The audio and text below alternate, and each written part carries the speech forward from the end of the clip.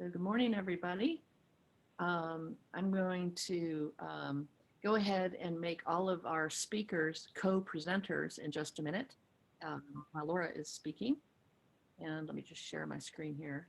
So welcome to our discussion. We're calling this a conversation hosted by the Virginia Coastal Zone Management Program and Clean Virginia Waterways to talk about the next step with the bag fees in Virginia.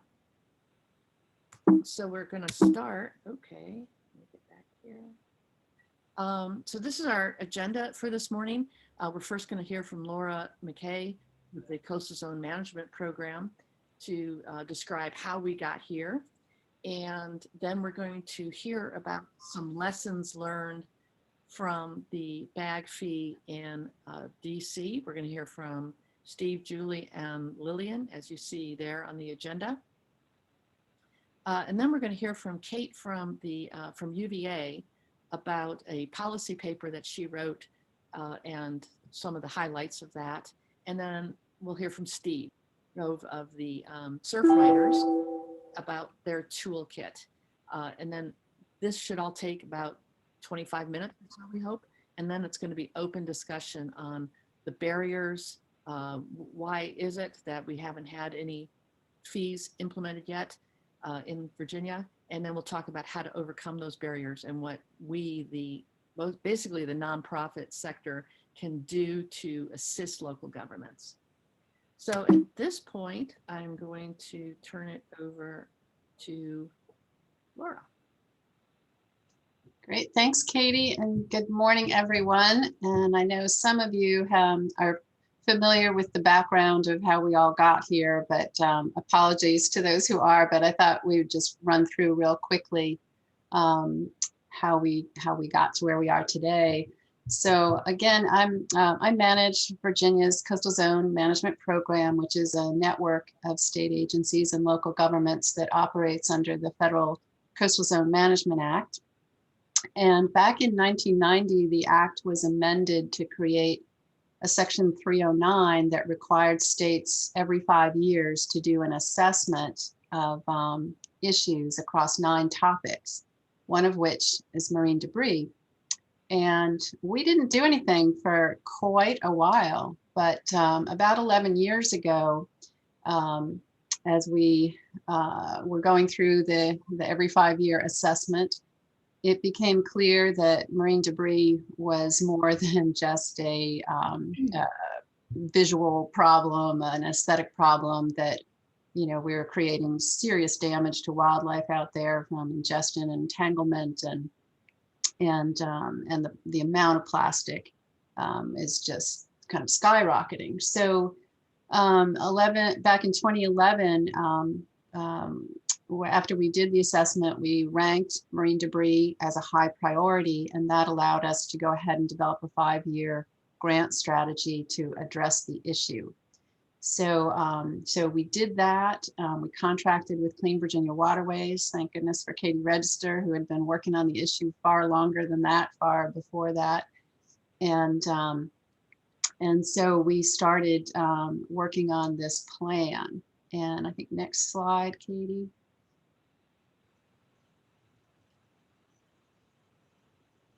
There we go. And so the plan was published in 2014, and we did a survey to find out, what were the biggest problems in Virginia. And you see there the top 4 items: plastic bags, cigarette butts, balloons, beverage containers. So plastic bags was always at the top. However, at that point in time, we focused on balloons because of nobody was working on that, and that was really one of the major threats to wildlife. So next slide, Katie.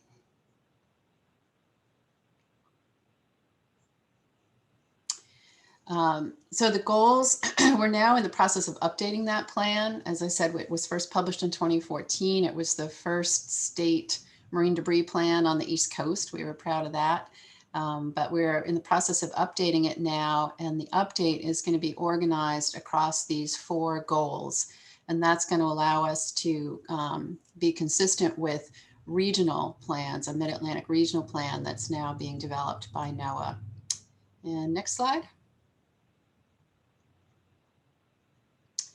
The other thing we've been doing all along is every 3 years we've been holding a marine debris summit. This was the first one we held at the Virginia Aquarium.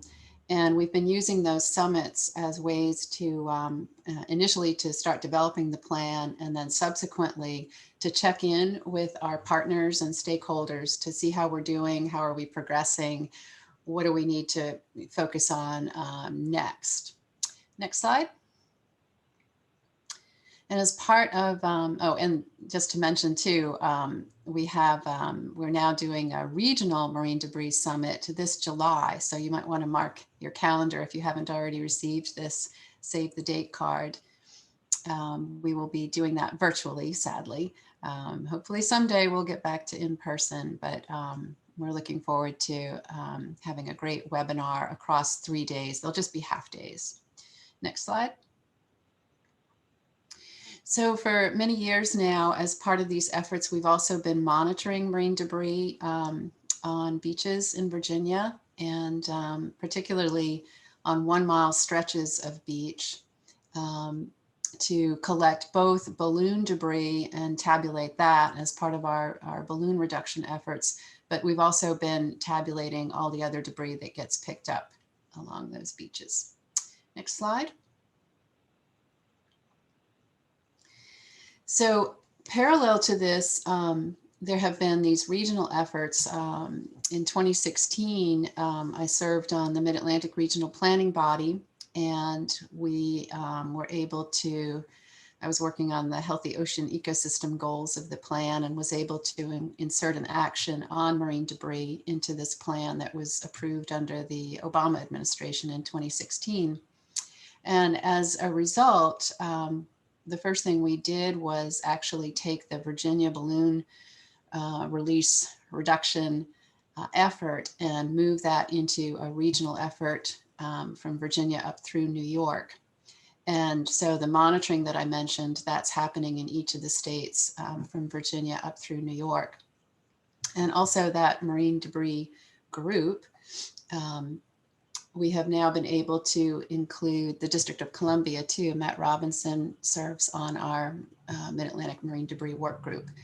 So the efforts have really grown over the past 11 years, and we're excited about that. I think we've got a great partnership going, and we're very excited about the new legislation in Virginia, not only on bags that allows the localities to adopt these fees, but we also now finally have the ban on all balloon releases. Previously, Virginia allowed no more than 50.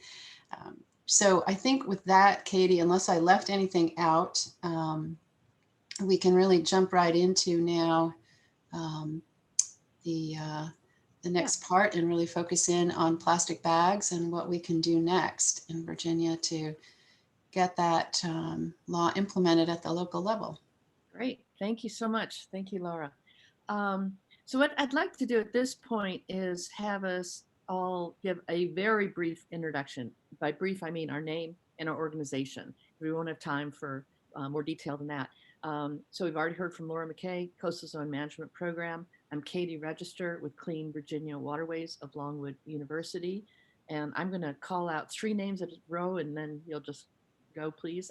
So let's hear from Steve, Julie, and Kate first. Good morning. I'm Steve Robbie with Opinion Works, based in Annapolis. Okay, thank you. Julie. Good morning. I'm Julie Lawson. I'm the director of the Mayor's Office of the Clean City in DC and the founding executive director of Trash Free Maryland and Trash Free Virginia. Yes, thank you. So Kate, and then we'll hear from Mark, Jeff, and Zach. Morning, everyone.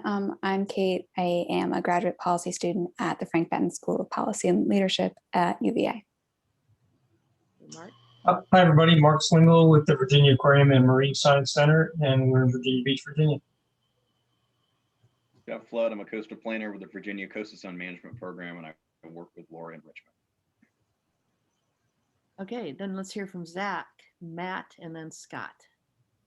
I'm Zach Huntington with Clean Fairfax and Litter Free Virginia. I'm Matt with Surfrider in the Mid-Atlantic. And I'm Scott Peterson, Vice Chair of Faith Alliance for Climate Solutions, mostly in Northern Virginia. Great. Let's hear from Carrie, then Mimi, then Jim. Good morning, everybody. Carrie Thompson, Eco Action Arlington. I'm also on Arlington's Commission for Climate Change, Energy, and the Environment. Hi, Mimi Shaw. I'm with Amplify for Change, and I am a longstanding member with Eco Action Arlington as well. Hi, I'm Jim Deppie with Lynn Haven River Now and the Virginia Coastal Alliance. And I live in Virginia Beach. Okay, and then Lillian, Carolyn, and then Christina. Hi, everyone. Lillian Power with DC's Department of Energy and Environment. And Hey y'all, I'm Caroline Wood with Oceana in the Mid-Atlantic and Northeast, based in Washington, D.C. Hey, everyone. It's Christina with Ecomaniac Company and the Virginia Plastic Pollution Prevention Network, and I'm in Virginia Beach. great, and I know there's more people there. I'm having trouble finding them. Have we heard from you, Carrie?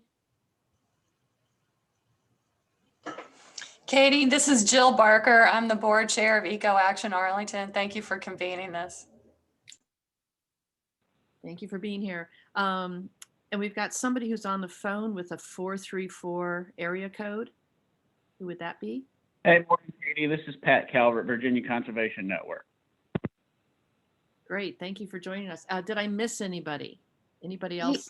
Yeah, Katie, this is Virginia Whitmer, Outreach Coordinator for the Virginia Coastal Zone Management Program.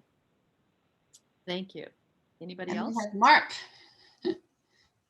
Mark Swingle? Yes, he's introduced himself. Okay. Oh, sorry. All right, so thank you. Thank you all for being here. I'm going to go back to sharing my screen, if I can. So what we're going to be doing now briefly is hearing about some of the progress that was made in DC, hopefully lessons learned that will be applicable. And first we're going to hear from Steve, and then Julie, and then Lillian. Steve, do you want to share your screen? Yes, I will do that. Let's see if I can do it successfully. Okay, can you see the Yes, we're good. slide deck? All right, well, thank you. So for those of you that don't know, my firm is Opinion Works. We're based in Annapolis, and we do a great deal of work in the area of behavior change as it relates to environmental stewardship, among other topics, health stewardship as well. And so we were privileged a few years ago to work for what was then known as the District Department of the Environment to evaluate their bag fee. And so there were two surveys that were conducted. One was in 2011, right after the bag fee was implemented. And then 2 years in, we took a second survey. So very briefly, a residential survey across the city. And then in 2013, the addition was a business survey. You know, there's a lot of talk with bag fees that business people hate them. And so it was very important to understand how the business community, particularly those that were implementing the bag fee in a retail setting, were responding to it. So we did certainly learn a great deal. The first and most important thing to know was the unbelievable success of the bag fee in DC in terms of changing behavior and reducing usage of plastic bags. And so the survey, this is all self-assessed. I mean, it's not a quantified measure in the sense of actually counting bags, but the district did other things parallel to what we were doing to do some of that kind of work. So this is really a perception survey, but both residents and businesses said that they were seeing fewer bags out and around in the environment, 67%, 68%, respectively.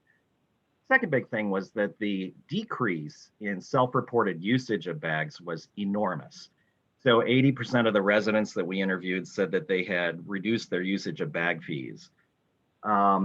And it was important for us to take a look across the city and to look within racial and ethnic groups and look socioeconomically, because there was some criticism of the fee as being disproportionately impactful on people that could not afford it. Of course, that ignores the fact that it's very easy to avoid the fee by not using plastic bags. And we saw that the reduction in usage was across the board, pretty much across the board. The business people that we interviewed who were busy implementing the fee gave an almost identical number, 79%, who said that they were providing fewer bags. And then we went through an exercise, and again, this is self-reported, it's not perfect, but kind of looking at people's recall of a typical week before the law, and then last week, which in this case was January 2013, how many bags could they imagine or could they count up sort of were coming into the household on a weekly basis. And the reduction here is from 10 bags to 4 on average. Businesses said that they were purchasing about half as many bags as they had prior to the law. And 4 out of 5 residents said they were now carrying reusable bags.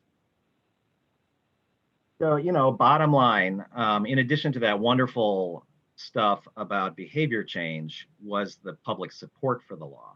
So half of the people across the city, the residents that we interviewed in 2013, said they supported the law.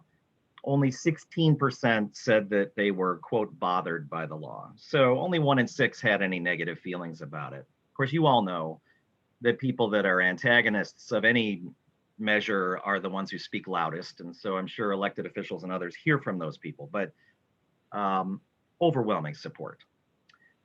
More importantly, and this was one of the numbers that I recall at the time really blew me away, was that almost 2/3 of business people who were implementing the law who said that they supported the law. And then another 27% who said they had no feelings about it. So only 8% of these businesses that were implementing the law, the retailers, were bothered by the law. And I think this is one of those fallacies that you hear about in advance with a measure like this, that the business community is going to hate it. It's going to impact their bottom line. But that wasn't the fact. In fact, 69% of the businesses said that the law either had a positive effect on them or it was neutral, it hadn't affected them. Only 1 in 5 said that they were negatively impacted. And what they said was that there were complaints from customers. And being DC, there were a lot of people from out of town. They were patronizing these establishments, and those were the people that were most upset. Suburban residents also who weren't subject to this law in their home jurisdiction would come into the city and they might complain about it to store owners. And so the biggest complaint among this 19% of business people who were unhappy about the law in some way, saying it negatively affected them, it was all about consumer misunderstanding. And they were asking the district government to do even more to talk about the purposes of the law. And about half of them support the law anyway. So they were citing cost savings for their business or reduced litter around their business location or just general benefits for the environment. Half of these business people said they were saving money as a result of the law. 40% said that they did not save money and 10% were not sure, but you've got significant financial benefit to businesses as well. And being a behavior change person who thinks about these sorts of things all the time, I was really gratified by this. We asked people I guess it was a list. We asked people in a listed way to talk about what they thought was the purpose of the law, the main purpose, and 51% said they understood that it was to encourage people to use fewer disposable bags. So this purpose of behavior change was understood by many people out there. Now, in an open-ended way, we asked people if they knew where the funds went. 5 cents collected, where does it go? And a third of people volunteered the idea that it's going to clean up the river, which in my experience, I just want to tell you as a survey researcher, is unusual. It's a very high number in terms of both unaided recall of the purpose and correctly recalling the purpose. So 35% said river cleanup, and then there's that purple slice where people said something else. There were a lot of people that still did not have anything that they could cite, And so that's why the businesses were hoping that the district government could do more to let people know. But the little inset that you might be able to see in the upper left was at the time, the logo, kind of the graphic that was being used with that memorable tagline, "Skip the bag, save the river," which permeated. People were literally rolling that off when we were asking them this question. And so I want to say, I think I'm near my ending point, but I just want to contrast this successful effort in DC, which was emphasizing this purpose of helping to clean up the Anacostia River, with Montgomery County next door, which I love, Montgomery County, where I've done all kinds of work and so on and so forth. But, Montgomery did not do a very good job of implementing their bag fee. And we were surveying, I wasn't able this morning to put my fingers on the number there, but in a similar, slightly later time frame, we surveyed Montgomery County residents about their bag fee, and the opposition was, as I recall, over 50%. And it was because Montgomery County did not state a purpose for their bag fee. They didn't tie it to anything like river cleanup, and they didn't talk about behavior change in the way that DC did. And I think you can contrast those two jurisdictions, and we're way down the road now from those days. But the point is, the launch of the two efforts was bumpy in one jurisdiction and pretty smooth in the other. And I think personally, it has very much to do with the way in which the DC government chose to message around this and to make sure the public understood the reasoning for it. So quick summary, bottom line, 80% fewer bag usage and so on. You saw those numbers. And then the business impacts. For those of you out there advocating for this in your jurisdictions in Virginia, I think knowing that the business people of DC who were on the front line implementing the law ended up supporting it and thinking it was helpful to their businesses is a major, major talking point and something important for us to say. So that's the end of the show. And Katie, I turn it back to you.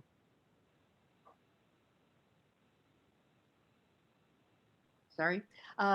Thank you so much, Steve. I'm sure there's a bunch of questions. I certainly have some, but we're going to hold those until after we hear from Julie and Lillian, just to make sure that all three can respond. So Julie, I believe you're up next. Do you Thanks, Katie. I don't have anything to share on my screen because I would have so much to show. Okay. So I want to, for context, back in the DC bag law was introduced in February of 2009. And at that time, I was the chair of the DC chapter of the Surfrider Foundation. And we adopted the campaign as a primary piece of our work on the Rise Above Plastics national campaign. This was the first time that the chapter had really gotten involved in policy at the DC council level. But grateful to all of the support that we got from the National Office for Campaign Training to get us ready to go. There were a number of other nonprofit organizations that were part of this. Alice Ferguson Foundation, had worked with Steve and Opinion Works in prior years to really understand perceptions of litter and appetite for plastic bag laws. And we also knew from the planning for our trash total maximum daily load on the Anacostia River, we had great data showing how significant the pollution from plastic bags was in the Anacostia River and the tributaries, showing that 50% of the trash in the tributaries by count was plastic bags, and a quarter of the trash by count in the main stem was plastic bags. So it made a great story for Councilmember Wells, Tommy Wells at the time, to introduce, saying that this is going to devote funds to cleaning up trash in the river, in the Anacostia River specifically, and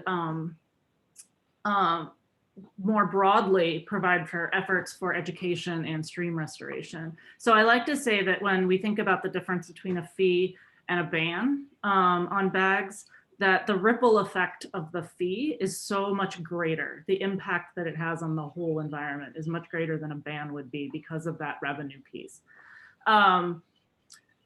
So the campaign that we did in DC, really, Tommy had set up already, went in with 11 of the 13 council members already on board. So things looked pretty good, but we know from bottle deposit experiences over the last decades and other attempts to do plastic pollution legislation that the industry can be mighty and change a lot of minds and hearts.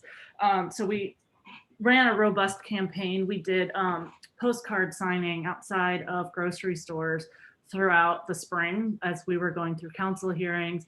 We collected more than 1,200 postcards from all 8 wards and distributed copies of them to all the council members, flagging the ones that were from their neighborhood. We also, I think at the time it was really novel. I wouldn't recommend it now, but internet news sites where people were commenting, we flooded those with like guerrilla positive comments. If someone responded to an article about the proposal saying like, this is a terrible idea, we'd have somebody else come in, not say that they were with any organization and just say, well, it's a great idea for XYZ. And it was able to really shift the tone of the conversation. The media stories were much more positive after this flood. Now, comment sections are cesspools and I just wouldn't even go there, but 10 years ago, that was a great strategy. And we built a really robust coalition. Again, we'll credit Tommy Wells with a lot of that. He went to our historically African-American boat clubs that have been using the Anacostia for generations. We went to the food banks and we explained that that's not going to have a negative impact on their customers and the ways that they can support the implementation. Worked with our neighborhood commissions and civic associations. So on the one hand, it was really closely tied to the Anacostia. As I see in my work now, most people really only care about the trash in their own neighborhood. And so being able to make that connection to what they were gonna see on their block was really important.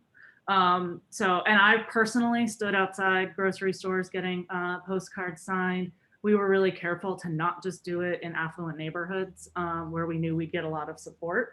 I stood outside the Safeway in Skyland in Ward 7, and I had the exact same response there as I did in Adams Morgan, which is much more affluent, and timed it with Earth Day. So people were thinking about cleanups and other things.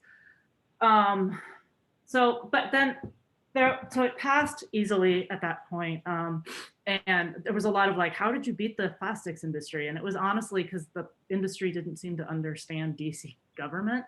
They didn't know how to organize against with our council. I will chalk up a lot of it to their incompetence more than our competence. But since then, I've also had the opportunity to work on lots of other bills that have passed or failed for a variety of reasons. And I've talked to a lot of the businesses. Even just last year with COVID, I had Giant Food on the phone with me asking, please don't suspend the bag law just because of COVID. Like, we want to keep it in place. We don't want to retrain our staff. Please don't be afraid of like needing to scale this back. And they will work behind the scenes, the grocery stores. They don't want to come out in front, but what they really want, and then my key advice to you guys with having authorizing legislation is consistency. The more that the jurisdictions, the cities and counties in Virginia can have consistent policy, the happier the businesses are gonna be, especially the big chains that have to do these statewide policies for their companies. I've worked on the Baltimore one several times, worked on the Maryland one for a long time. So I ran Trash Free Maryland, which I started in 2010. I'll also highlight Steve's point about the importance of that money being specifically dedicated. So the Montgomery County's fund, their funds still go into their stormwater fee pot of money that goes into environmental restoration, but it's about 1% of that total budget of that program, or 2%, and it's just, you can't even see it among everything else that is going into that fund.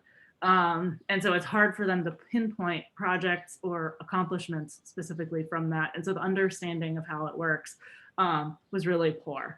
Montgomery County Council, like a council member who purported to be like their top environmentalist, tried to repeal the law or weaken the law. Montgomery County's applies to all stores, not just stores that sell food. And the behavior change for people going to the mall to shop they were significantly less likely to take a reusable bag in those contexts.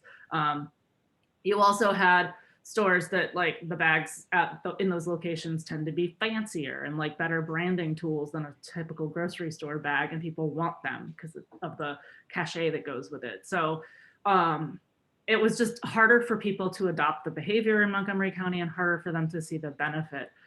We were able to push back on that attempt to scale it down, and it remains in place. And the new county executive is much more interested in enforcement, and they've relaunched an education campaign around it to try to boost, like spur behavior change along a little further. DC had a similar challenge in 2010. So the law had only been in effect for a couple of months. DC found itself in a budget crunch, and Mayor Fenty tried to sweep the money out of the dedicated fund to put it toward other budget needs. And it being so new, the first of its kind in the country, and like the opinion of it being still so touch and go, we fought really hard. We brought out all the leftover postcards we had. We took them out to Earth Day cleanups, and we got 500 postcards signed that weekend, asking from people saying, please keep the money where it is. Please keep it toward the Anacostia. And we were successful. And the other argument we made was the law is so much more successful than we thought. It's making a lot less money than we thought. So the estimate that you're using to plug this budget gap, you're still going to end up with a budget gap because it's not raising as much money as you thought. So just leave it in place, keep the integrity of the law and the opinion of the public and where like in a good spot. And so now we're 11 years in, and the money still continues to be dedicated in that specific fund, which has been really important for tracking and continued positive opinion. So I think I'll stop there, but I'm really happy to talk about, because I'd worked on this kind of legislation in Virginia going all the way back to 2010, thinking about both statewide fees, statewide bans, authorizing legislation for specifically Northern Virginia, and the coalition membership opportunities in Virginia are different. The farming community was much more interested in it than I found in Maryland. And certainly we didn't really have that in DC. So I do think that there's a lot of opportunity in Virginia, but I still wanted to reiterate the consistency issue is going to be a key piece for keeping the business side happy. Well, thank you, Julie. Thank you very much. Let's go to Lillian for some of the lessons learned as they might apply to Virginia. Sure. Hi, everybody. Thanks for having me today. So I'm going to share my screen, and I'm really going to focus primarily on lessons learned once the law is passed, because as many of you are probably aware, like passing the law is a huge hurdle, but it's also the first hurdle. There is a lot of work that needs to be done in order for a program of this sort of scope and scale to be successfully implemented over the long term. So if you did watch that, that webinar that I had done, that really goes into depth a lot about impacts. It touches on Steve's work, right? It touches on some of the concerns, the primary concerns we were hearing prior to legislation being passed, exactly how DOEE sort of took that into account when building our outreach campaign and our enforcement program over the long term. So I very much recommend you take a look at that if you're interested in details. I am going to, as I mentioned, share my screen here and just really go into a very content heavy, let's see, overview of, okay, you've passed the law, now what? These are my sort of overarching recommendations for how to implement a successful fee program. One thing I will say, right, that is particularly unique, which provides both advantages and challenges to a fee-based program, is that you are dealing with two very different types of regulated community, right? You are working with businesses and you are working with their customers, right? And your sort of approach to both overlap in some ways, but also can diverge in sort of best practices. So very much keep that in your mind when starting to roll out the education around a new requirement. First things first is like really understanding your budget, right? Was their budget incorporated into the law when it was passed? What do you have in your program? What are you capable of? I recommend for long-term success, it is best to have a full-time employee like associated with this program. There's a lot of outreach that's done. You'll see down the line, I very much recommend some sort of enforcement. It does really help both the carrot and the stick. Also looking at the size of your regulated community. How many residents are there? How many food service businesses or, regulated businesses are there? That's going to impact the number of mailers you may need to send or businesses you need to visit, and that's going to, affect your budget. So first, sort of assessing that piece. Next, I cannot overemphasize how important the education and outreach component prior to implementing the requirement is. It is the key to long-term success of your program. I work on not just the bag fee program, but also the foam ban in DC, the plastic straw ban here in DC. We have a new retail foam requirement. I've done several outreach campaigns in the last 5 years. And we usually try to give businesses about at least a year to take that time to transition. We understand that sometimes that's not possible. Sometimes you're given like an effective date 3 months from now or 6 months from now. And what we typically do is like, we'll extend the outreach and do like a compliance assistant / sort like enforcement phase where really you're out there doing inspections, but those inspections are tied with talking to an employee or manager, and you're not issuing any fines or anything. You're really just having kind of like extended conversations. So 1 year is sort of the ideal from effective, like from law being passed, and your program starting to get the word out. We have found that really effective methods are in person or allowing for feedback from your regulated community. So if that's webinars where there's a Q&A session, really, like, I know this can be difficult during COVID times, but door to door has been fantastic for us, because not only does it allow us to get the information into the right people's hands, but it also helps build really positive, strong relationships with your regulated community. They really appreciate that there's a face attached to sort of the requirement. These businesses have many regulations that they're trying to manage and sort of juggle at once. So having a face to the name, having like a phone number or a business card that they know that they can call should they be confused, it's really helped a lot. Also, you get feedback from them, and it really helps you sort of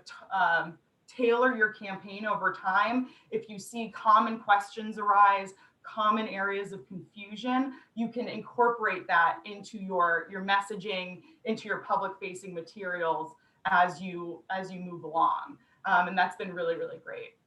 Also, just, with an outreach campaign, particularly this is like with businesses, I would say, clear messaging.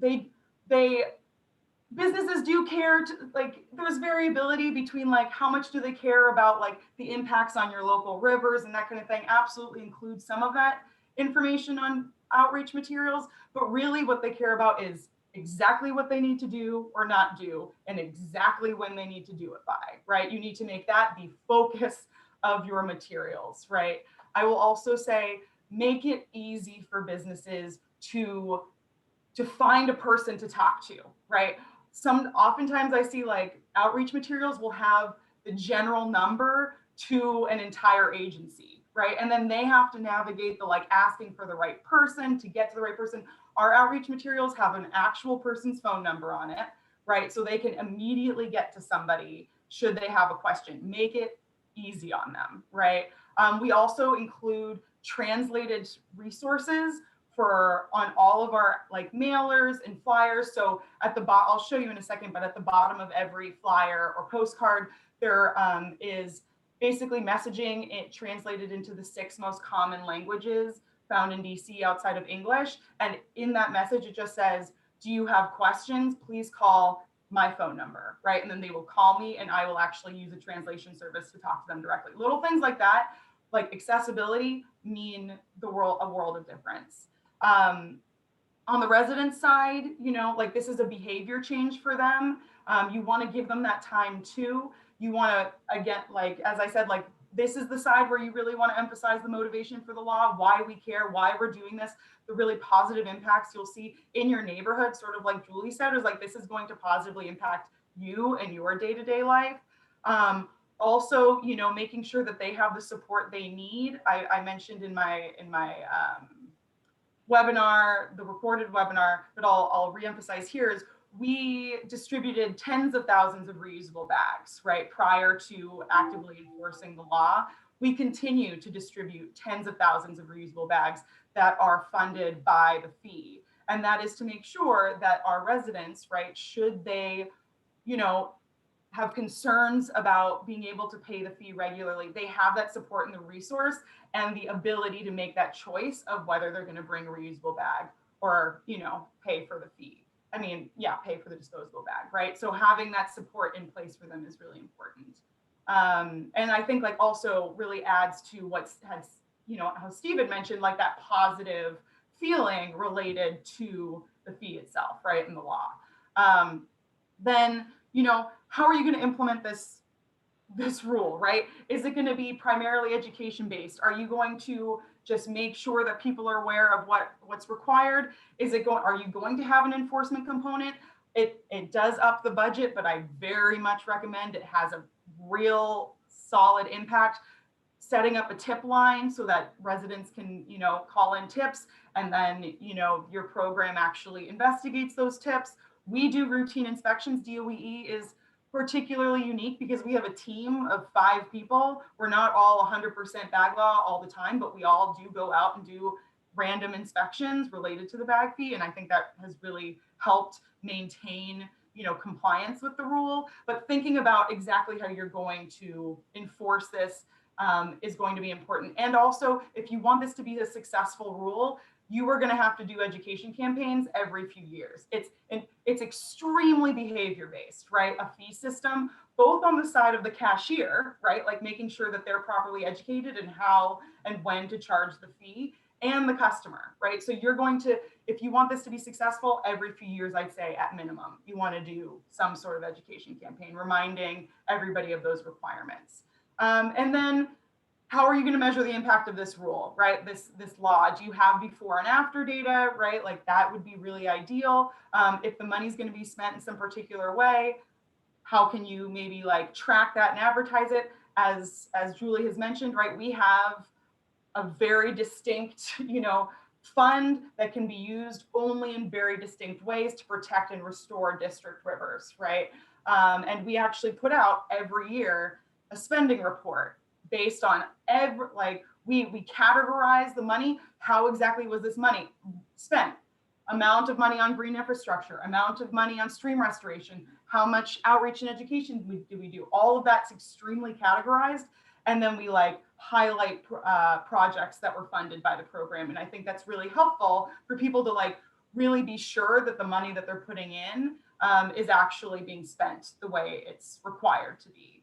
And then just also like, if you're able to track the number of bags, you know, through the law being used over time, that's something that DC sort of struggles with. By the way, it's sort of self-reported on our sales and use tax forms, but it's, you know, it's a really also very powerful tool to track over time. And then just really quickly, here's just our, you know, an example. This is the straw ban of our outreach materials. So, you know, front and center, exactly when.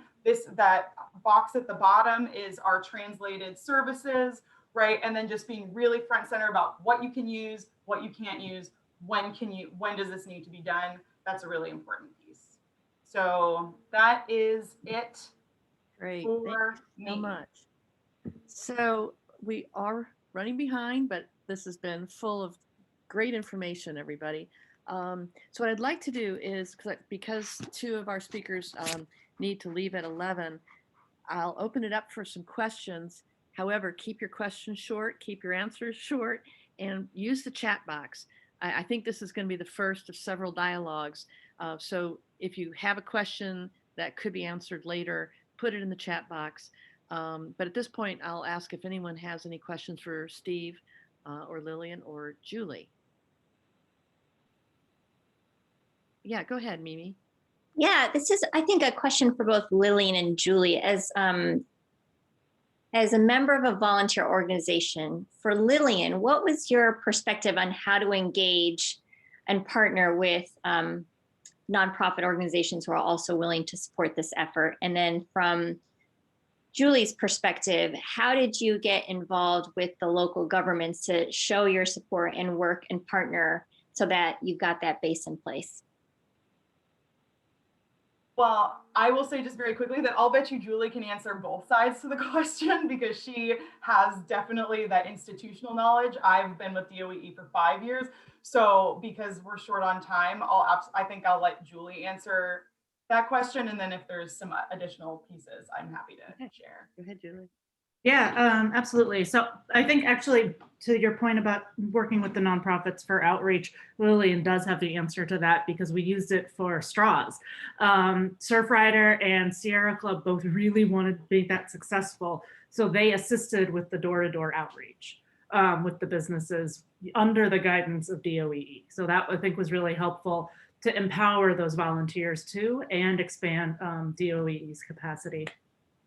In terms of on the front side, when you're trying to get it passed, with the DC law, I showed up at the press conference where they were introducing it, and Tommy Wells's office they did do a lot of organizing with the nonprofits, but nobody was really taking charge of it. A lot of the nonprofits were saying like, oh, well, it's not in our budget. We need to run this by our board. And I was like, I run an all volunteer organization of mostly 25 to 35-year-olds. Like, we've got time and energy. Let's just go do this. And so we became the central point of contact for all the nonprofits and working with the council member's office to get that done. And then after it was passed, it was me regularly emailing Lillian's boss with how much is it collected? Where is it going? And then me pushing that out. And since then, I've been able to go to legislators with legislation and say, I recommend you do this. I will help you. I will do all your one-pagers, and I will help you set up the plan. And a lot of legislators really want that because they're not already the subject matter experts.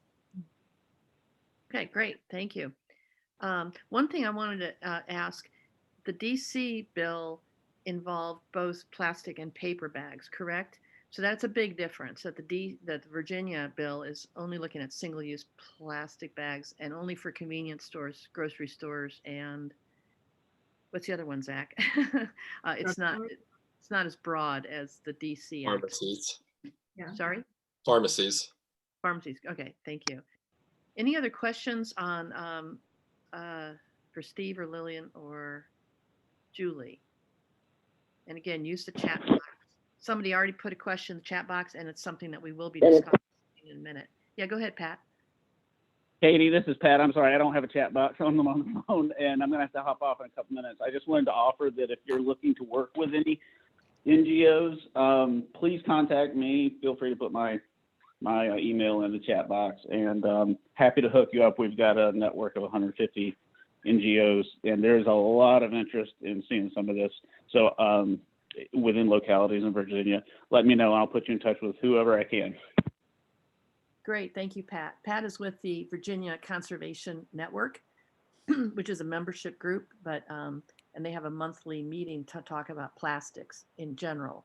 So yeah, thank you for that, Pat. I will put your email and name and phone number in the chat box for everybody.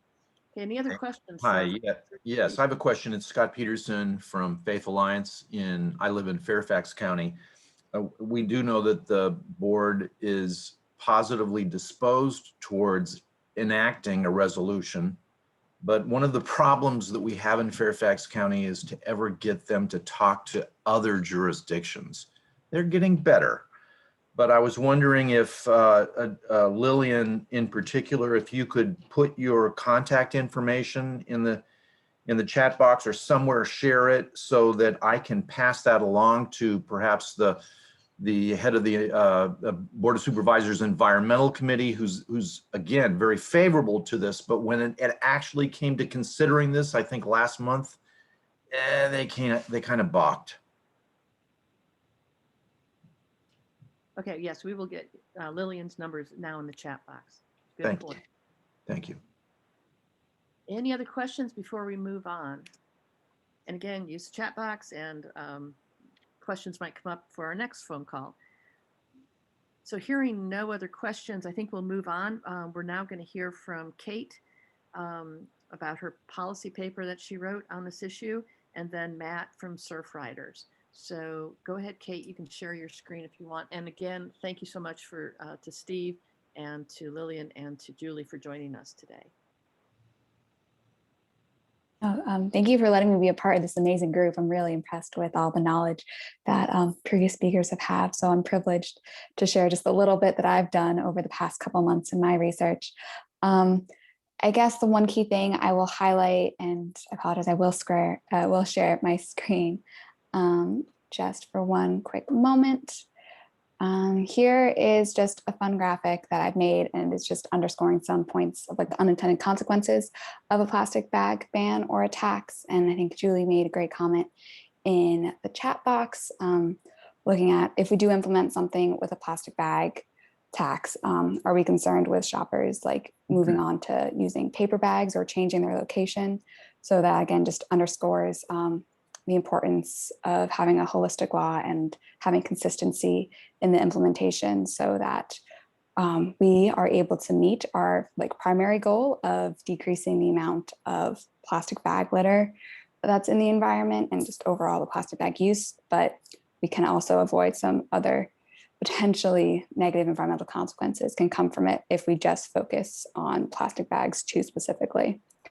So that I think is the only nuanced aspect that I have to add to this conversation. And I will have to jump off the call shortly, but thank you again for letting me share some information with you.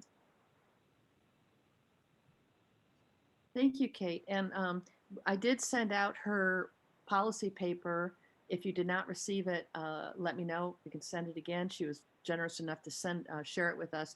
And it was, Kate, you wrote that mostly for Charlottesville local government and Albemarle County. Right? Yes, I have a complete paper now that has looked at some alternatives for the Charlottesville area and whether it's feasible to implement a plastic bag tax at the moment, and ultimately came to the recommendation that we should start with an educational campaign. There's a little too much political resistance at the moment within the city of Charlottesville and Albemarle County to implement a bag tax immediately. And I know you need to run, but where do you think that opposition or resistance is coming from amongst the policymakers? Right now, it's mainly driven by the economic distress that the pandemic has created, or at least the concerns that the board members have about having that appearance of implementing a tax during this time that many businesses and consumers are struggling to make ends meet. So that's the main opposition right now. Again, there are other instances where they don't know whether they want to be the first county to really step up to the plate and tackle this. I think Albemarle right now is focusing on implementing a cigarette tax. And I guess as soon as they have that in place, they'll try to see if they can add the plastic bag tax. There is some concern about adding a paper bag tax on the state level. The delegates who introduced the plastic bag tax have expressed some concerns with pushback from the forestry industry. And then again, also citing the pandemic as a reason for not wanting to introduce more taxes at the moment. All right. Well, Kate, I think you've got a class, right? So you need. Yes, I do. But thank you for Still being in school, but no, thank you guys. Yeah, and if you've got questions for Kate, put them in the chat box and we'll get them to her after this call. So thank you, Kate, for being with us. Thank you, guys. All right, so let's really quickly hear from Matt about the Surf Rider Toolkit that they've got, and then we'll get into the discussion part of our day. Go ahead, Matt. Yeah, sorry, Katie. I didn't realize this was going past 11. I've got to run as well. I shared 2 links. We've got a brand new map that I think a lot of people on this call will like. It's got the 3 basic bags, foam, straws. for the whole country on it. It's kind of fun to look at. And then the first link I sent has all our toolkits. We've got a few now. Most of the info in there is moot, I think, for the Virginia situation, since we're already at the, we already have our marching orders from the state that we can only do a fee on plastic bags, but there is some good background information in there. And if you really want to get into what to do when you have to describe what a reusable bag is, the new addendum to the plastic bag toolkit has all that in there. So there's some good resources. I feel like I was going to say one more thing. No, I think that's it. Hopefully there's some information in there that's helpful.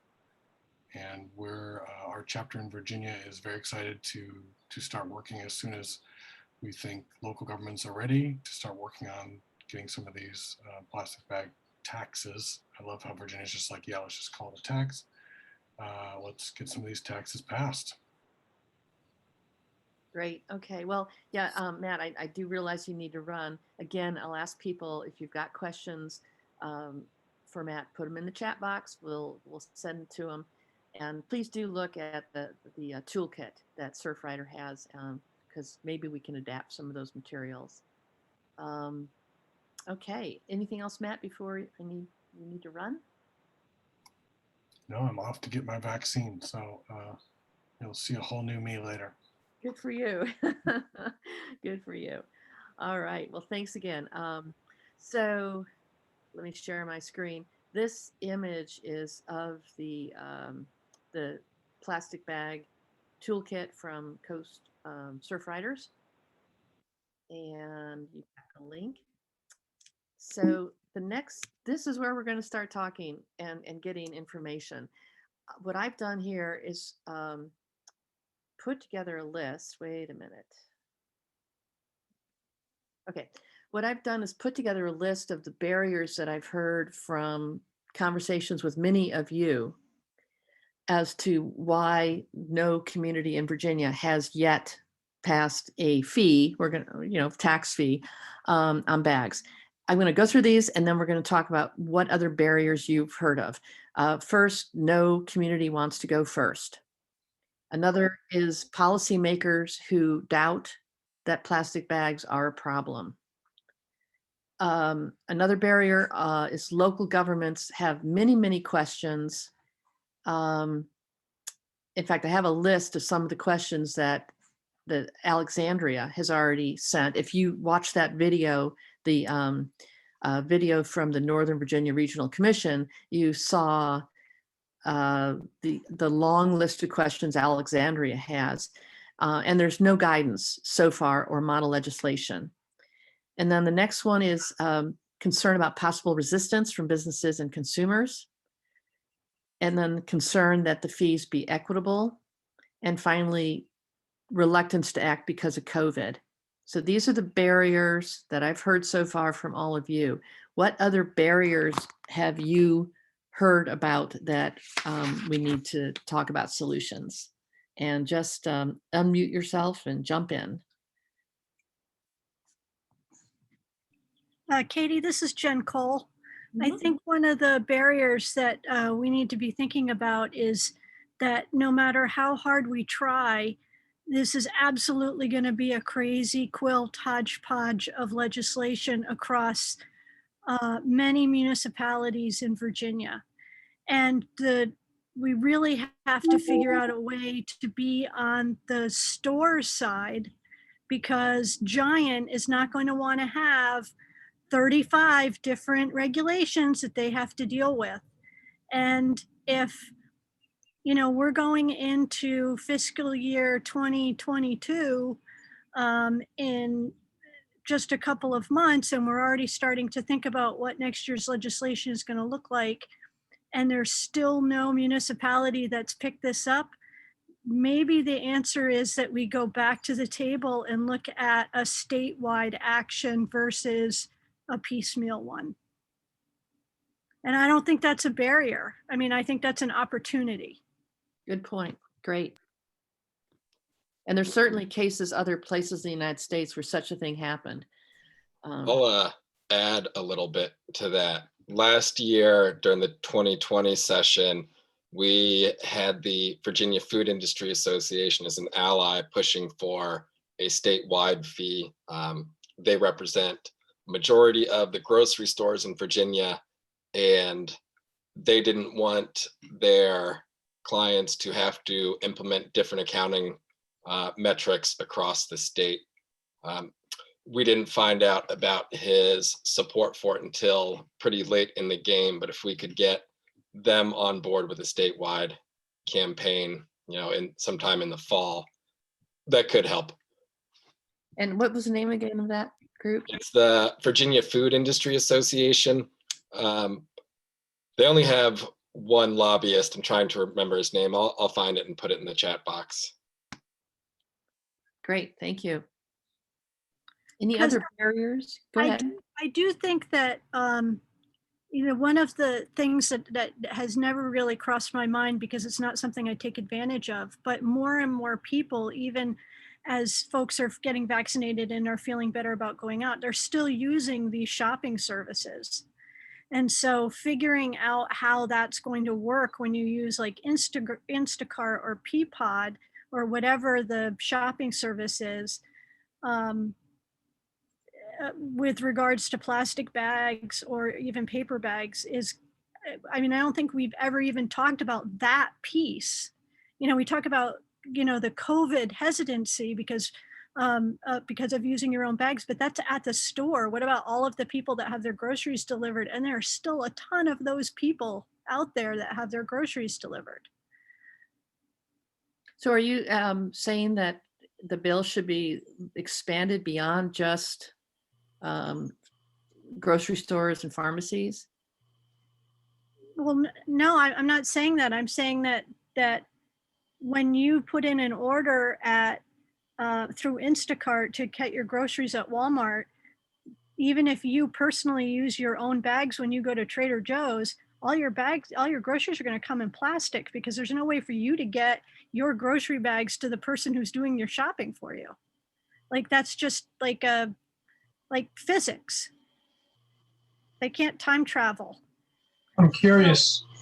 Yeah, I'm curious about how DC has either addressed or if that question has come up in DC where this is already in place, but how is that impacted at all by your bag fee?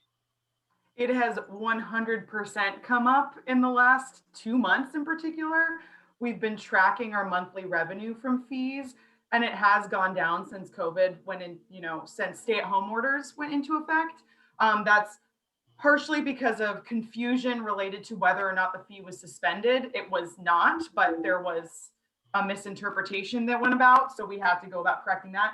And then we did find there's sort of a loophole in the way that the language of our law is written, is that particularly when it comes to Whole Foods orders, because it's done through Amazon and not through the store itself, it's the point of sale isn't occurring at the physical business. So if we want the fee to apply to those deliveries, we actually need to clarify the law itself. And that is absolutely, as behavior changes and as was just mentioned, I think that that's going to be a more permanent change now that people are really tuned into the convenience of online ordering and delivery of groceries. That's probably going to last beyond stay-at-home and quarantine measures, right? So I think that's a very good thing to think of right now. How you're gonna sort of figure that out.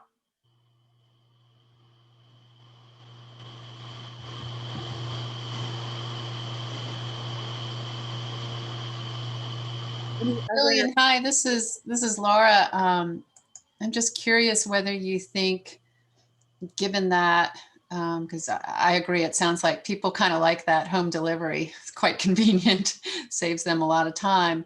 Do you think a big company like Amazon could be convinced, or Walmart or Target, some of these ones that are doing that, even if it's pick up at the store, they're the ones bagging it and you just pick it up. Do you think there's hope that we could work with them to not use plastic, but I don't know what they would use. I mean, Well, and so I think that is sort of different from the Virginia versus DC, because we do have disposal, like paper bags are charged, and Amazon and Whole Foods use paper to deliver groceries. So it may not be as big of an issue there. When it comes to like Giant and Walgreens and Safeway, we've actually seen that they do charge. They charge their system, and it's because it's associated with a particular store. It's still not the best, because as anybody who's gotten like a Peapod delivery, it's like 40 bags for maybe, if you went in stores, like 10 bags worth of groceries. It's sort of shocking to open your door to that, at least for me sometimes. But what they care, because we've actually had conversations directly with Amazon in the last month or two, they absolutely just want to be in compliance. They just need to know exactly what is required of them, and you need to give them the time to change their software system for charging, because I don't think they have, and this might be where it gets confusing too, if one county is different from the next, is they don't really track exactly which Whole Foods or like store it comes from. It's a system that sort of seems like a black box to me. There was a lot more to sort of work out there, and a lot to work on from their end in terms of like tracking like store location and number of bags and all that. That would take them some time. So if that's going to be part of the definition of the law, you should start having those conversations on the earlier side for outreach rather than later. But I did feel that they were totally amenable to. They wanted to be in compliance. They weren't really pushing back. They were just saying like, this was the interpretation we had of the law, and we had to talk to our lawyers about whether that was accurate. And the conversation felt very, amiable. So, yeah. Well, that's hopeful. Thank you, Lillian. But of course, on the other end of that, in the end, we're not talking about reducing plastic usage here. We're just talking about collecting fees on the fact that plastic bags are being used. So that's one of the challenges that we. I guess we're hoping that it will be like in DC, a combination of reduction as well as income, which then is spent on further reduction and cleaning up. Yeah. Right. Other barriers or opportunities? I'm glad, Jen, that you mentioned opportunities, because yes, there are some here. I mean, I kind of agree with what others have said. It appears as if one of the major barriers is the whole issue of the way it's been presented at this point means that it has to be implemented by every individual city and or county, which opens the door for inconsistency. I mean, it's almost a definition of inconsistency that it has to go that way. And I mean, I can think of I had a lot of specific talking points about and or questions about implementing it, say, in Virginia Beach. But it sounds as though we are heading towards possibly maybe redefining this in some way at the state level as the better way to go. I don't know. It sounds that way. Yeah, I'd like to explore that. I've wondered about that too. On the screen here, the middle bullet says lack of model legislation from the Department of Taxation, rather.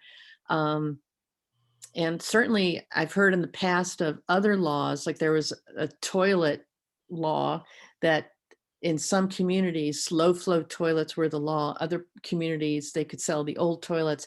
And actually everybody went and said, can we have a uniform law on this? Because it's just too hard to sell different kinds of toilets in different communities. And I'm wondering if that could be a model for us to say, wow, this is going to be, as Jen says, real hodgepodge, really inconsistent. It would drive you crazy if you were trying to set all your cash registers, if you were like Walmart across the state. So let's discuss that. Do we think that that is a priority that we should pursue, a statewide uniform fee? I do think, go ahead. I was just going to suggest that you get a call set up with some of the businesses sooner rather than later and work collaboratively. Basically, they're going to understand your authorization law has passed and bills are going to start eventually happening. And they have as much of an interest as you do that they are well done. And especially the big grocery chains have experience of both the patchwork and statewide systems. Like, I think if you are working hand in hand rather than seeing them as like an other, it's going to go a long way. Okay, thank you, Julie. I think as it moves forward, if we do start to get the hodgepodge of ordinances around the state and we start poking around for a, excuse me, a statewide bill, we'd want to pay attention for counter preemption bills to come in as well.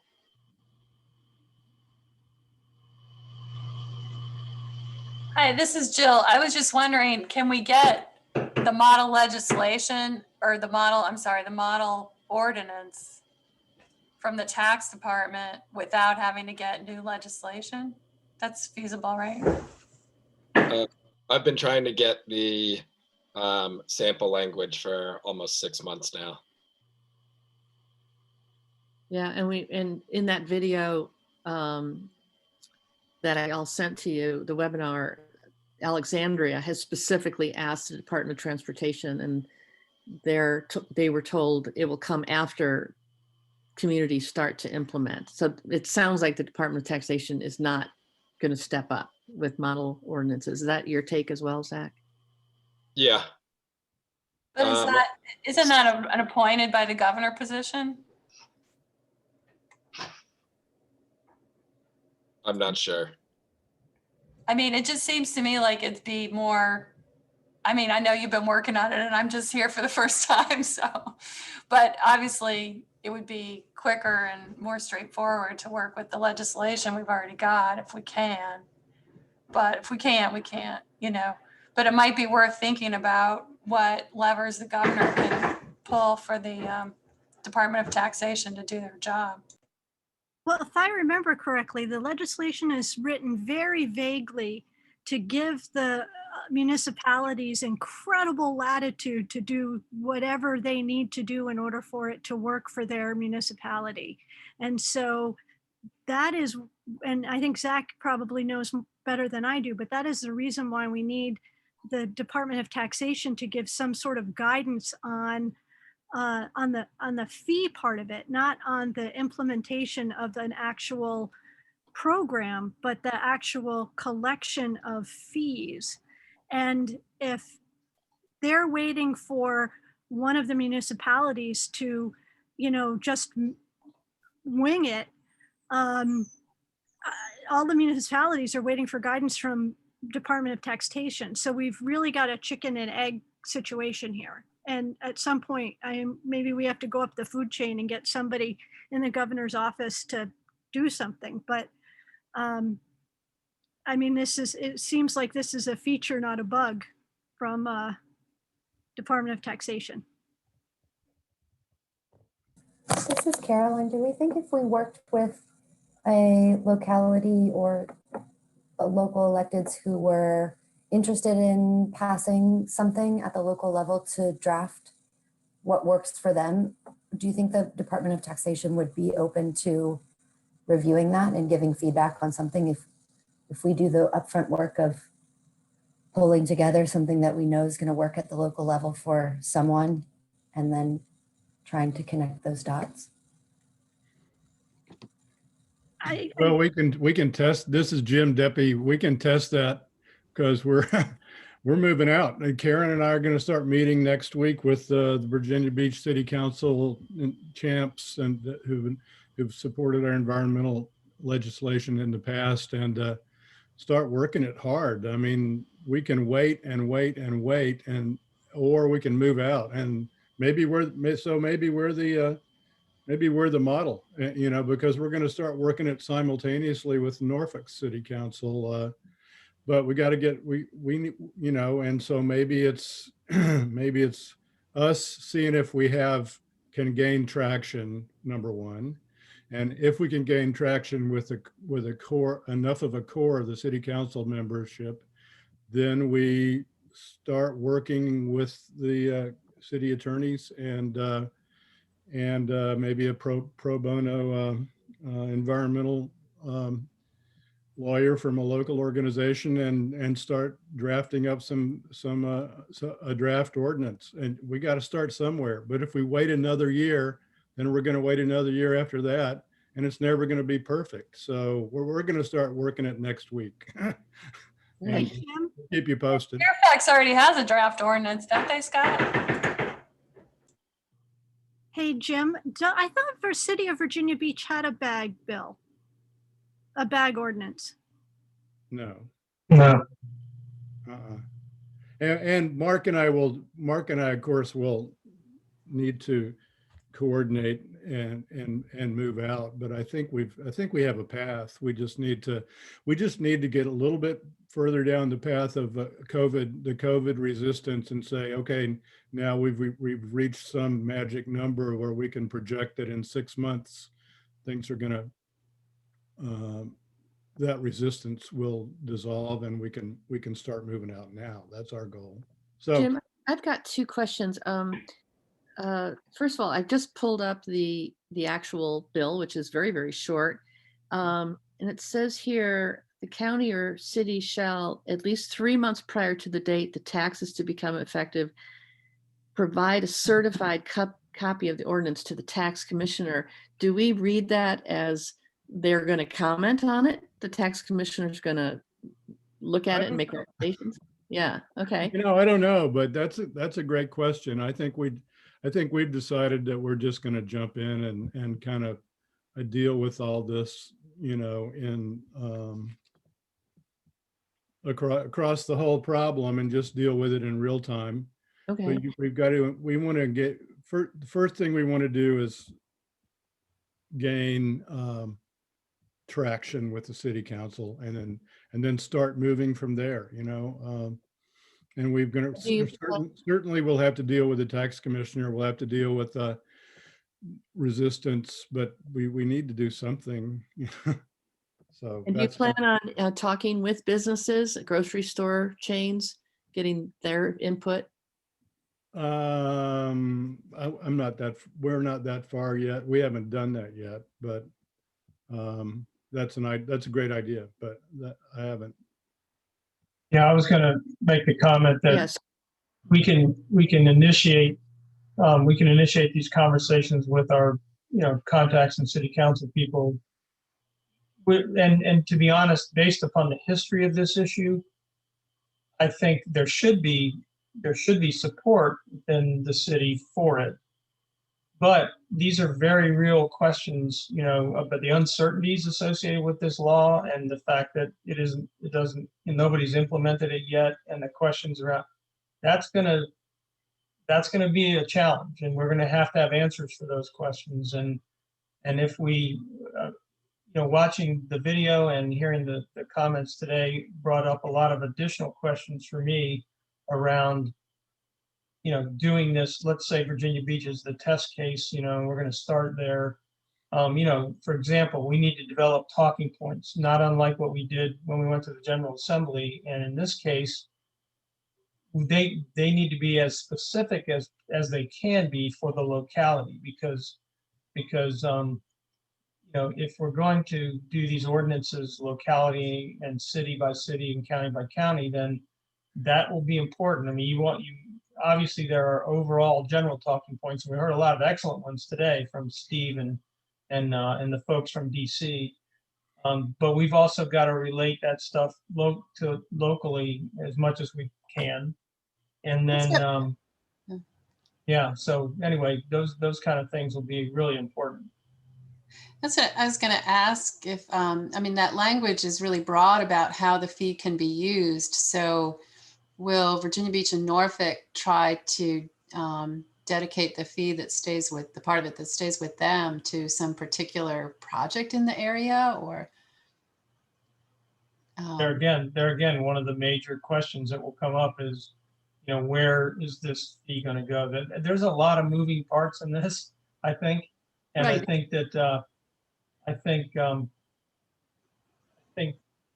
being as prepared as possible when we're going into it will be really useful. And I think I think we have the information. I mean, part of with the exception of the fact that we don't know how the states deal with it from the tax commissioner, or commission, but other than that, we have a lot of information and probably could develop an ordinance in the city and probably get support for it. We just have to prep for all those questions we know we're going to get. Right. Yeah, actually, that's a question that that you all brought up that I wonder about too. Would a statewide toolkit or resources be of any use? Or as we heard from Julie, making it specific. People care about litter in their neighborhood, not so much other places.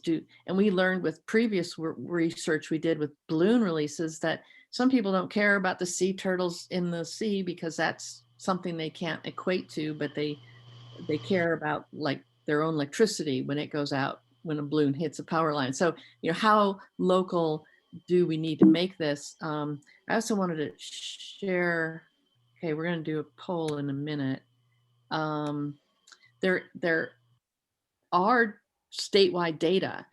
This is a map or a tree map that I put together yesterday based on data from volunteers in the International Coastal Cleanup, where 80+% of what we're finding is plastic. And you see there, plastic bags are a big chunk of that.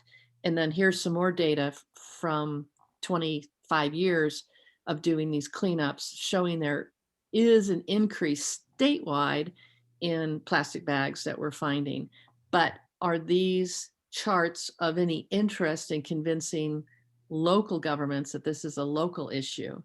And there's also a study that was done in 2016, peer-reviewed, lots of input from researchers and scientists that show plastic bags way up there on the most deadly ocean trash. And as somebody else pointed out, Julie, I think, pointed out, we do have some agricultural community support. The cotton farmers in Southeast Virginia, they hate plastic bags, and they have tried for years to do local bans because it ruins their crop. So that's my question: is it worth us pursuing some statewide messaging, statewide data, or is this really going to be coming down to local impacts? Well, I'll give you one really quick example. I know we're getting, I got a vote at 11:30, so I know we're getting close, but something I heard today made me perk up, and that was, I think it was in Steve's presentation where he said some of the pushback was from, and he was using DC as an example of, they have a lot of people that aren't from DC. So they come to DC and they go in, and the businesses get complaints about the fee. I guess it's the fee. I don't know exactly what the complaints are about, but regardless of that, they mentioned the complaints as a result of people coming in and shopping. Well, keep in mind, Virginia Beach is a tourist destination. So year round, we have a lot of people coming into the area. So that's something we need to think about as we develop our talking points and even our outreach and how we will be prepared to implement something like this.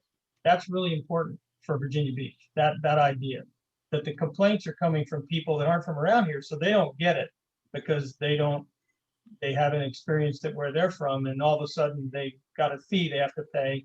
And of course, the business is the one getting that complaint, not the rest of us, that are supporting this, but the businesses get the complaint. So I thought that was an important note. And I think that really applies to a city like Virginia Beach. You need to think about that aspect of implementing something like this. I have two things to respond to that. One is that, like, it's one thing for DC tourists to have had that complaint 10 years ago when it was the first time that anyone was doing this. Now they're pretty widespread. So I think a lot of people, more people now are used to it where they live. Right. But one way that we kind of overcame that was we did have some hotels that either had signage in the room about it, like, hey, don't forget, and then would provide a reusable bag. I actually wrote that down as an idea that, the tourism industry could actually provide a reusable bag to people coming into town, both as a a good, giveaway and a benefit sort of, they would perceive it as, but also as a message. that this is, Yeah, and I this is think what you're going to deal with. your tourism industry is going to want this because like people come to the beach, they want it clean, right? So it's easy. It's an easy tie-in for them, easy promotion. Katie, this is Carrie speaking. I found the argument that we should pursue a statewide law very compelling. And I think the organizations in this group might consider really strongly aligning with the business community as a partner, because I found it a strong argument that it's really in their interest to have uniformity across the state and not a hodgepodge of local regulations. So I do think we should continue to think about that. Okay. But Zach, your concern was if we open the door to a new law, then somebody might slip in with a Yeah, I'm behind the idea of getting a statewide law. I think that having, what do we have, like 90 something different localities in Virginia, having 60 different ordinances just sounds like a disaster across the state. And I think having that disconnect across the state itself could open us up to preemption laws if there's a swap in makeup in Richmond also. I'm behind the idea of going for a statewide bill for next year. I think that if we do get a couple of these ordinances passed, that could be more fuel to get the business community behind us too, as they are starting to deal with it in real time. Yeah, I'm very much for it too. I am concerned about if the legislature were to change. Yeah, I just think it's the preemption laws are something that we should keep our eye on if we do decide we want to go forward. Not that we shouldn't already be keeping our eye on them, because they're a real thing.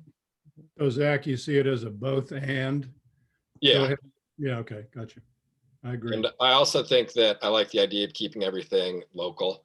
When we talk to the Board of Supervisors, they want to know how something is going to impact Fairfax County. They don't, and they'll care about other counties in the sense that they don't want to be seen as getting one-upped. But as far as impacts, they want to know how it's going to impact Fairfax County. So it sounds like it's great if a couple localities go ahead right away this summer, and then we've got an election in November. We'll see what happens with the legislature and the governor. And if things look good, then maybe we really do push for a statewide. I can run into that wall. By the way, I will say that Loudoun did, at least a month ago, their Board of County Supervisors did direct their staff and their county Department of Taxation to go ahead and start the process in Loudoun. So that's another municipality that's working towards the bag fee. Right. And we've heard Charlottesville, we've heard, I think I have a list of 6 or 7. So yeah, maybe we show them what a mess it is. So here's a question. Do we think that we as a group should work on I'm thinking of a paper or some kind of research to show how messy this could be as the first step towards working for a statewide fee in 2022. Is that I tried to set up a real quick poll, but doesn't seem to be working. So thumbs up if you think that it would be worth our time in the next few months to work towards a statewide. And do we want to add paper to it, like the DC is paper and there's also the story of how New Jersey happened. They were just a locality by locality that kind of just came together to get the statewide action. So there's also that benefit from the locality ordinances. So they went from local to state. Yeah. Okay. And that was on bags. Okay. Yeah. I think that's exactly what we're going to need is that kind of evidence, not the toilet one, because that's too obscure. And at one of the conferences we were at, the woman who ran, I think it was, I can't remember what organization it was. It was New Jersey WR or something. She gave a great presentation about how she organized the campaign locality by locality. I think that one was in 2019 when we saw her. Probably track that down, Zach, through our New Jersey reps on the Mid-Atlantic Marine Debris Work Group. Yeah. Okay. So any other open discussion on barriers and opportunities? And if not, let's go to next steps. Like, should we convene again? We've got some research to do, it sounds like. You know, I don't know if we want to do a dual track. Do we want to continue to support local governments with the questions they have? And one big question I actually have is public interest. Clean Virginia Waterways and Coastal Zone Management Program, working with Steve at OpinionWorks, will be doing statewide surveys of public opinion about litter, marine debris, terminology, like does marine debris mean anything to the basic public, or so we'll be looking at that. We'll be looking at trusted messengers, but we'll also be asking about willingness to take action, willingness to support policies and laws. So do you think that kind of data on a statewide level would be useful to local governments making these decisions?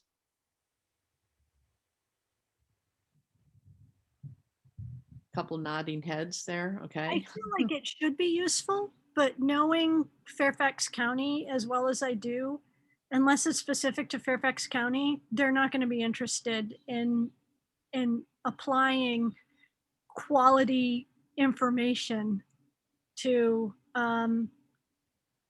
what they're doing. And that's a problem. That's a problem on them, but it is a problem that we run into all the time. I mean, we can have the very same data from Alexandria and Fairfax discounts it because it's not Fairfax. Mm. So I think that it's really great information to have, certainly when we're going before the General Assembly. But I do find it very difficult to use anything that doesn't come out of Fairfax County proper in Fairfax County. And maybe that's just Fairfax County. I mean, I do think it's a kind of a crazy place. I don't know if Scott is still on the line and whether he gets the same feeling, but I definitely feel like there are other municipalities that look around at other municipalities and go, hey, look at what they're doing. That's pretty cool. And Fairfax doesn't really do that. Yeah. I think in Virginia, especially in the coastal area, there's definitely, especially an urban rural divide. And, a feeling that, what an urban locality might do is not necessarily a good role model for rural. So I think that's a good point to keep in mind. I also wonder too, if we really want to end up making a push on a statewide law, we're still waiting to hear whether this Plastic Pollution Prevention Council gets set up, that was supposed to be set up, and a report was supposed to be delivered by last November. Because, for the way CZM funds this under Section 309, we are supposed to be working to develop new enforceable policies, but we run into a little bit of a logjam internally at DEQ and having to follow procedures within state agencies that, we don't just go out on our own developing policy and legislation. It's got to be done through the agency heads, the secretary's office, the governor's office. But if that pollution council gets set up, that might provide that forum that would help us move it forward. So we're still waiting to hear what they're going to do with that. But that's something we'll have to keep in mind, Katie, in terms of, moving ahead with trying to develop a new state law if we go in that direction. Right. Yeah, there is that that balance, which is why this is I think, really good that we had a lot of representation today from different NGOs that are more able to lobby and, but certainly gathering information from businesses and getting their input. That's something that we can support. Yeah, we can help with that background documentation and data collection and packaging of it. So, Julie, I see you have to leave. Thank you so much for being with us today. We really appreciate, and we'll probably bug you with more questions in the future. Absolutely happy to. Please bug me. I just sent you and Jim a whole bunch of fact sheets from various campaigns. You sent us what? A bunch of fact sheets and one pagers from all the past campaigns.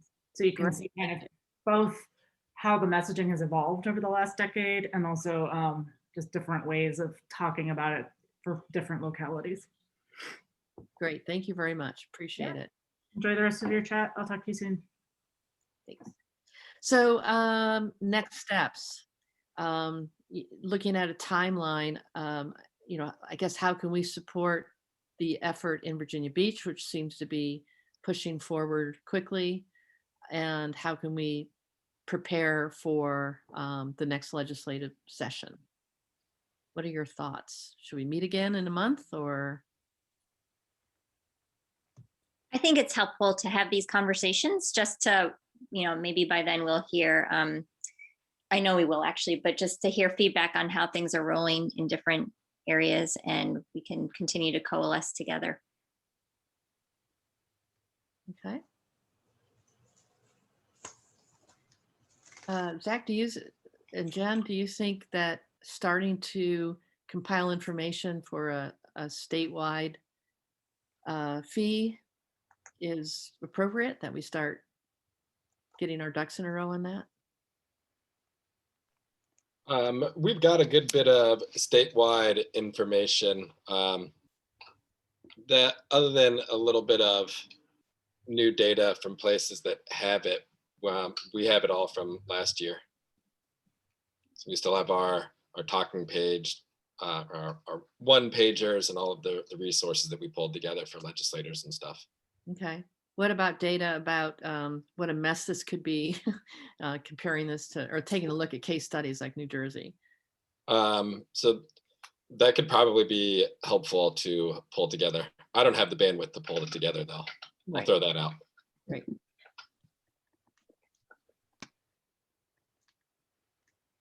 We can try to get Kevin Hassel to help us with that, or someone on his staff in New Jersey. All right, our New Jersey team. Okay.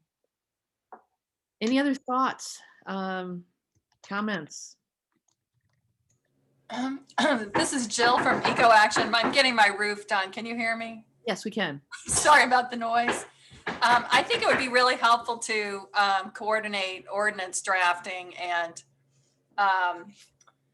discussions with the food industry, the grocery store industry, among the few 6 jurisdictions or however many you mentioned. Just, to have the maximum amount of success might be worth doing. I think Arlington is well disposed to going forward. We have at least 2 out of the 5, and I'm sure we could get more if we needed, if they felt comfortable. Could you email in the chat box? I don't have you on a registration list, so that would be great. Yeah, I registered late. I'm sorry, but I just sent you an email back to the registration, so you'll have it. Okay, good. Thank you. But I don't know if other people think that's a good idea or not. Specifically what? Starting to reach out to businesses? Reach out to businesses as a group of individual municipalities. Well, that's a good point. Are we a group? I mean, so far we're just this is just a conversation. Would it be helpful to have a statewide alliance or something like that, working specifically on this issue? I mean, would that give credibility to policymakers, do you think? It would give them some cover. What do you guys think about that? Coming up with an alliance or a network just to deal with this issue for a year or 2? Well, we do have a bunch of statewide groups that are working together on these issues. There's your plastic group, Katie. There's the plastics group within Virginia Conservation Network. There's the group within the Virginia Association of Coastal Alliance, Virginia Coastal Alliance group. I mean, I am loath to have another group of us working on exactly the same thing, but maybe with just like 2 different people in each one. So if you guys want to do another statewide group, that's great, but Clean Fairfax cannot possibly be stretched so thin that we are in all of them, especially with Zach leaving. Right.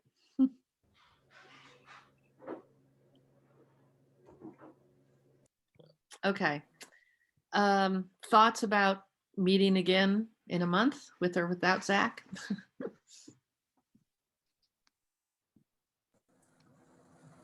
I think it's great to stay coordinated, and whether it's outreach to the business community or just staying in touch here. I do think that I expect, I'm newer to the VCN plastics work group, but I expect there's probably a lot of overlap in however that group is organizing too, in terms of, that might be a helpful venue that already exists where some of this work could continue, but I'm happy to continue joining monthly calls for this group. I think that's very helpful. Yeah. All right. Well, we will waive that, the option. I mean, I totally get Jen's point. There's a lot of groups already working on it. Some groups though are membership only, like the VCN, you have to pay hundreds of dollars to be a member, which is partly why we started the Virginia Plastic Pollution Prevention Network. It's like it's open to the little tiny groups, which might be really valuable in a fight for local bag fees. The Friends of this river, Friends of that river, things like that. So I get your point, Jen, but we'll see if there might be some benefit to having a temporary alliance, a temporary network, a temporary group. Because I think you're right. Some politicians look to say, hey, there's a lot of groups that are signed on to support this. So, all right. Any other thoughts or comments before we wrap it up for today? I just want to ask, is there any downside to running this through the new Plastic Pollution Prevention Network, making it be, I don't know, a subcommittee or? Yeah, right from the start, we said that the network would not lobby. Yeah. But gathering information and creating fact sheets would certainly be under its purview. Christina, I don't know if you're still on, you're director of the network. We do have a meeting coming up. When is our next meeting? It is the 20th of April. And we can definitely talk to the network at that point to see if we do want a subcommittee. Yeah. And again, the nice thing about that is it's lots of the grassroots are engaged in that network. I'll throw out that it's only lobbying if you spend more than 20% of your time doing it. If not, it's just advocacy. Good point. Yes. Yes. And actually the network has no budget. So 20% of it. Yes. So you're right. All right. Katie, there is a lot in the chat. I've been watching. I threw in a few things myself, got a response from Julie, but there were some good points made in the chat as well. Okay, thank you. Yeah, I will get automatically all the chat comments sent to me by Zoom. So yeah. And everybody can get them just by clicking those little 3 dots at the bottom of the chat. Right, and copy the whole thing, right. Save chat, yes. Yeah, a lot of good links in there. All right. Well, I think we have a little bit of a roadmap. We've got some questions, some research to do. I will send out a doodle poll for us to meet about a month from now. And part of that will be what other groups should be invited to this, what other groups might be interested in this conversation. So think about that. Anything else? If not, I'll say goodbye. And thank you so much for your time today. Thanks, everyone. Thanks, all. y'all. Thanks, See you Katie. later. Thanks.